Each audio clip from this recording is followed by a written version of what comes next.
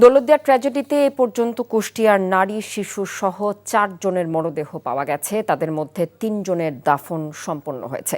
মরদেহ নিজ নিজ গ্রামে পৌঁছলে সৃষ্টি হয় আবেগঘন পরিবেশ।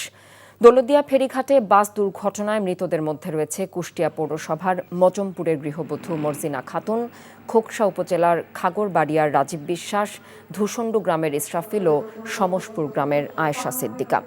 সকালে জানাজা শেষে পারিবারিক কবরস্থানে 3 জনের দাফন সম্পন্ন হয়। আর দুর্ঘটনায় প্রাণ হারানো যুবক রাজীবের শেষকৃত্যের প্রক্রিয়া চলছে। উনি এত হাস্যোজ্জ্বল এবং ভালো মানুষ, সে আমরা খুবই আঘাতপ্রাপ্ত হয়েছি, এলাকাবাসী খুব শোকাহত। ফেরিঘাটের অবস্থাপনাটা এর জন্য দায়ী।